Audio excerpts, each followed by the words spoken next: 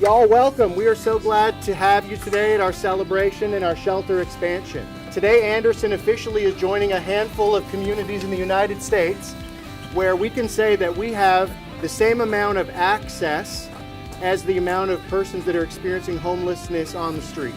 And we're proud of that. It's because we are in a community that steps up and doesn't just talk about solutions to problems, but does something about it. We appreciate the support of the County of Anderson and the City of Anderson, and we can say today that there is a bed and access for every single person experiencing homelessness, and it's not necessary for not one person to have to sleep on the streets in our community. That's an incredible blessing, and we thank you all for that. We've been in Anderson for about 3 years.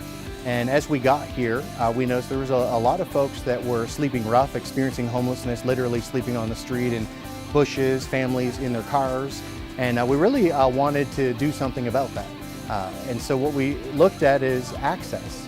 So we're here today, and with these 30 permanent beds that you see that are up and running, what we've been able to do is match the number of beds to those experiencing homelessness. And this shelter here, these 30 beds are what we would call low barrier. If somebody is still struggling with addiction, if somebody doesn't have their medication for mental health, but they're still able to come in and sleep, we're able to engage them before they have it all together. So that low barrier model means that people can gain access to shelter immediately. So they don't have to wait 30 or 45 days before they can get a bed. And that makes all the difference, because when someone can come in, have a safe, caring place to sleep, shower, eat a good meal, and sleep in a bed with clean sheets, it begins to give people hope. And hope is a powerful drug, maybe more powerful than any we know. And right now, over 50% of our clients are working. That's incredible. We can say that 80% of everyone that stays here is engaged with case management, receiving health care, receiving mental health care, and that's an incredible blessing. We knew that we needed to do something, but adding the beds, we just couldn't afford to do that on our own. So we first reached out to the county, and Councilperson Craig Wooten stepped up and encouraged the county members to give. So the county was a supporter of this program.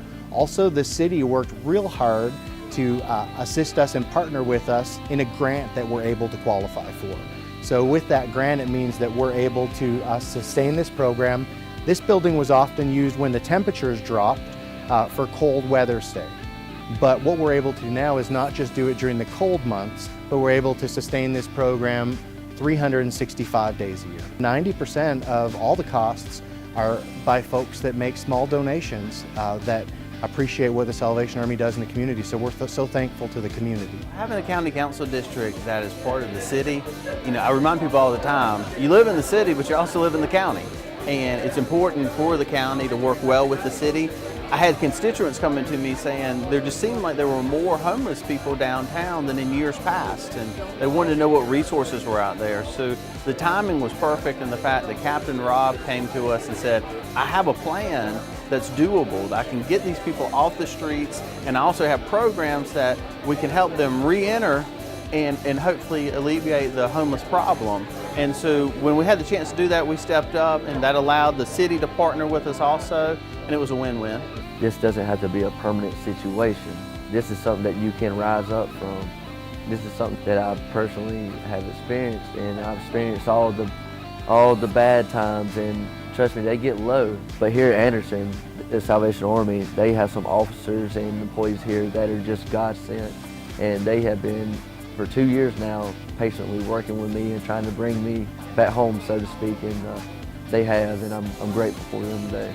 There's no reason for any man nor woman in Anderson, South Carolina to sleep on the street. I mean, this is provided. There's no reason at all. I mean, that's it, no excuses. But before this, there's been many nights I've slept on the street, I've slept in abandoned buildings, and in the middle of winter time. And but now, no one can say that. Not in Anderson.